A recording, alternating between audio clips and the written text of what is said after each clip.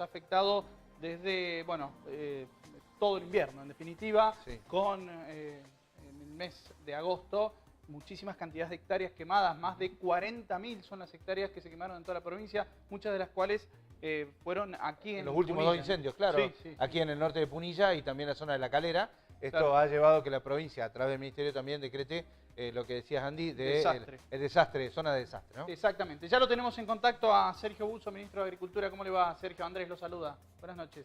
¿Qué tal, Andrés? ¿Cómo te va? Un gusto, ¿cómo andan? Muy bien, gracias Muy por bien. atendernos. Está en la Bulalle, es allí donde reside Busso, ¿verdad? Sí, recién llegué de Sí. Córdoba hace Bien. poquitos minutos. Bien, Pero bueno, un gusto estar compartiendo con igualmente. ustedes. Hablábamos de los incendios y quería saber si usted nos puede diferenciar cuál es justamente la diferencia entre desastre y emergencia en el contexto de estos incendios que se produjeron en la provincia. Mirá, la ley que regula las cuestiones de catástrofe o sobre todo climáticas, en el tema de inundaciones, sequías, contempla una cierta graduación de emergencia o desastre. En este caso, el gobernador no ha dudado en plantearnos el desastre agropecuario porque la dimensión del daño acaecido por los incendios ha sido tremendamente claro como para que no dudemos y pongamos la palabra desastre, que significa fundamentalmente, dentro del marco de la ley, condonar impuestos. En el caso de emergencia es diferimiento. Esa es la primera diferencia. Entonces, con la declaración de desastre, hoy el productor que después hace el certificado de desastre que nosotros homologamos en la provincia y luego también se va a homologar a nivel nacional esa declaración. Hoy estuve precisamente recorriendo la zona con el ministro de Agricultura, Luis Basterra, y ellos han convocado a la Comisión de Emergencia Nacional para la semana que viene, y esa homologación del decreto provincial da lugar a que podamos tener, el productor pueda tener los beneficios de la Ley Nacional de Emergencia Agropecuaria, también diferimiento o condonación de impuestos, sería bienes personales o ganancias, en el caso que correspondiera, y también en el tema financiero con respecto a la banca oficial. Eso en principio es lo que plantea tanto la ley provincial como nacional. En el caso nacional también, una vez homologado el decreto provincial, se permite el acceso al Fondo de Emergencia Agropecuaria Nacional. Ese en definitiva, cómo sería todo el proceso y el procedimiento. De todas maneras, Sí. nosotros hemos declarado el desastre a través del decreto que el gobernador Schiaretti ha firmado días atrás, y estamos pensando, y él lo ha dicho, en una serie de acciones y de herramientas para reparar y reponer las cuantiosas pérdidas que los productores, sobre todo pequeños, han tenido en esos lugares que ustedes manifestaron, que son sobre todo el departamento Ichilín, en la zona para referenciar Viejo Ichilín, Villa Albertina, Cañada Río Pinto, Copacabana, y en la zona también de Punilla, sobre todo para que ubiquemos Charbonnier, Capilla del Monte y otros lugares aledaños. Eso en principio es lo que abarcaría 40.000 hectáreas afectadas. Esto es fruto también de una medición que hemos hecho con los satélites que nos ha proporcionado la misma CONAE y el INTA y otras instituciones que obviamente en eso no queda ninguna duda del grado de afectación, ¿no? Claro, y ya llegó la ayuda de la Nación. ¿Esto corre por paralelo a esta declaración, este decreto de desastre a nivel provincial? No, lo primero que hemos hecho, apenas los bomberos terminaron su tarea, bueno, todavía hoy podemos decir seguramente que son incendios controlados, todavía no están extinguidos, pero podríamos decir que en definitiva, sobre todo en la zona de Ichilín, apenas nosotros pudimos empezar a hacer el relevamiento, generamos una mesa técnica con las instituciones, las universidades que nos ayudaron, los colegios profesionales, legisladores, intendentes, presidentes comunales. Ahí se relevó rápidamente el número de afectados aproximadamente y se empezaron a entregar las primeras ayudas que fueron alimentos balanceados que seguimos entregando, porque en definitiva es lo primero que hay que hacer, ¿no? O sea, mantener la hacienda para que realmente no se muera. Después, la declaración de desastre habilita lo que yo dije anteriormente y ahora seguramente en los próximos días vamos a estar llegando con algún tipo de herramientas para hacer más sustentables las producciones de estos pequeños productores. Es decir, vamos a tratar de recuperar el daño que han tenido en materia de infraestructura, alambrados, postes, aguadas. Bueno, hay una serie de daños que han acontecido y otro tipo de daños en lo productivo, como animales, pastura. Bueno, seguramente en las próximas horas el gobernador va a estar anunciando una serie de medidas que apuntan fundamentalmente a recomponer y a reponer esa situación que causaron los incendios. También por el otro lado, eso es materia productiva, pero estamos interactuando con otros ministerios, con el Ministerio de Desarrollo Social, con el Ministerio de Gobierno y el Ministerio de Coordinación, porque también hay otras cuestiones que atender. Ustedes saben también que se han reportado pérdidas de viviendas, roturas de viviendas, pérdida de muebles. También va a haber que seguramente implementar algunas ayudas de subsistencia. A través de los municipios y comunas, el Ministerio de Gobierno aportó algunos recursos para hacer frente a algunos gastos que han tenido de logística los municipios y comunas. Y también, no es menos importante, un programa de remediación o reparación de los daños ambientales, ¿no? Ustedes saben que casi todo el incendio ocurrió dentro de lo que se llama ordenamiento territorial de bosque nativo, con lo cual se ha dañado mucho, obviamente, todo lo que significa el ecosistema y la biodiversidad de una zona que sobre todo nosotros queremos resguardar. Buzo, hay una situación que habitualmente, bueno, usted me sabrá decir con mayor precisión, que son algunos productores que utilizan estas quemas, que en un momento piensan que sean controladas, para hacer algunos desmontes o para quemar las pasturas para que crezcan nuevamente verdes, porque hay una creencia popular que dice que cuando se quema el pasto después vuelve a crecer más verde y demás. ¿Es posible realizar algún tipo de prevención para que estas situaciones en el campo no se den más? Sí, seguramente las causas de los incendios siempre son culposas o intencionales, siempre tienen que ver muchas de las cuestiones con algunas situaciones humanas.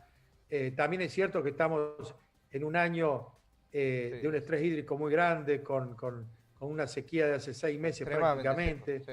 Con vientos que realmente no se veían. Digo, hubo por decirlo, un montón de cuestiones que incidieron, claro, y generaron un combo que ha hecho esta cuestión explosiva en incendios que prácticamente hacía mucho tiempo no se veían en Córdoba. Pero lo que vos decís me parece muy importante y relevante, porque obviamente que el productor pequeño, porque estamos hablando acá de productores pequeños, el relevamiento que hemos hecho son productores de menos de 100 animales, productores que viven dentro del bosque nativo, que producen cuidando los recursos del ambiente, y a veces seguramente va a haber que trabajar en algunos diseños que permitan resguardar este tipo de cuestiones que vos bien decías. Hay que respetar la ley, tenemos una ley de ordenamiento territorial, un mapa que define la zona a proteger de acuerdo a la intensidad y la protección de las mismas, pero también hay acciones que se podrían hacer y que seguramente podrían ayudar mucho a prevenir este tipo de incendios. A veces se quiere ser demasiado dogmático en algunas cuestiones y las consecuencias terminan siendo como estas. Pero en definitiva, lo que yo creo, en principio, si uno tuviera que diagnosticar las causas, tiene que ver a veces con estas cuestiones que ustedes estaban un poco narrando. De ninguna manera yo creo y tolero, y me parece que es fruto sobre todo del gran desconocimiento, y lo he escuchado de algunos comunicadores, sobre todo de la prensa porteña, que han pensado que son productores que tratan de quemar esto para ampliar la frontera agrícola, sembrar soja o llevar adelante a lo mejor algún emprendimiento inmobiliario. Eso obviamente lo descarto y me parece que es fruto solamente del desconocimiento a veces que tienen muchos comunicadores de Buenos Aires que creen que son los dueños de la verdad, ¿no? Y en definitiva lo que trasuntan es un gran desconocimiento de la realidad del interior productivo. Sí creo en lo otro que ustedes bien decían, que puede haber impericia, mal manejo, algunas cuestiones que se hacen fruto también de la cultura que por ahí se lleva en esta zona. Lo importante es que estas cosas en el futuro se puedan prevenir, se puedan cada vez más achicar el riesgo, porque la verdad que el daño ha sido enorme, por suerte, fruto del esfuerzo de los bomberos, de la policía, de la Secretaría de Prevención de Riesgo de Incendio, han trabajado de manera denodada, incansablemente, con un compromiso enorme, y han evitado que hoy no podamos tener que lamentar ninguna vida humana, ¿no? Y eso creo que es lo más relevante de esta situación. Lo otro, seguramente se va a poder recuperar más allá del daño que se ha causado. Hay una decisión política muy fuerte del gobernador Schiaretti de no dejar solos a un montón de productores y familias del norte de Córdoba, del noreste de Córdoba, que le han pasado muy mal con este tema. Así que nosotros vamos a acompañar esa situación. Queremos realmente que los productores genuinos de esa zona puedan seguir proyectando una forma de vida que han elegido en esas zonas para poder tener, obviamente, un ingreso que le haga sustentable a él y a toda su familia. Esa es un poco la preocupación y la ocupación de nosotros en este momento. Bien, Buzo, lo llevo a otro ámbito.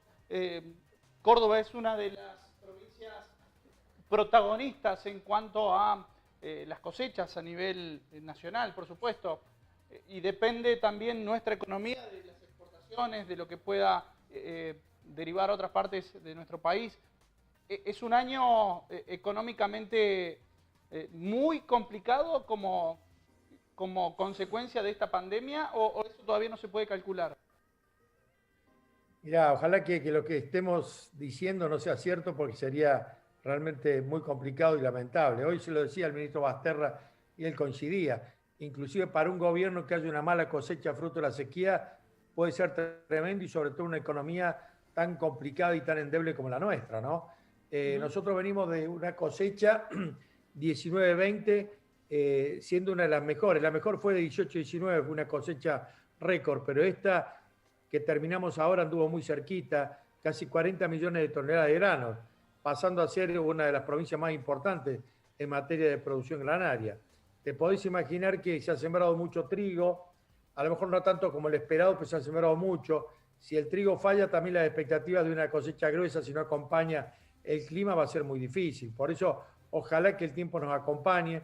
Después de tantos problemas que tiene el mundo, Argentina, nuestra provincia, ojalá que tengamos la suerte de ser tocados por un buen clima que ayude a resolver los cultivos de invierno, pero sobre todo a generar una expectativa de una buena cosecha gruesa, que es la que le va a permitir a Argentina tener los recursos necesarios para poder hacer frente a un montón de inequidades que se encuentran. Hoy la única posibilidad que tiene Argentina rápida de hacerse de dólares es a través de lo que pueda generar el sector productivo, la producción agropecuaria.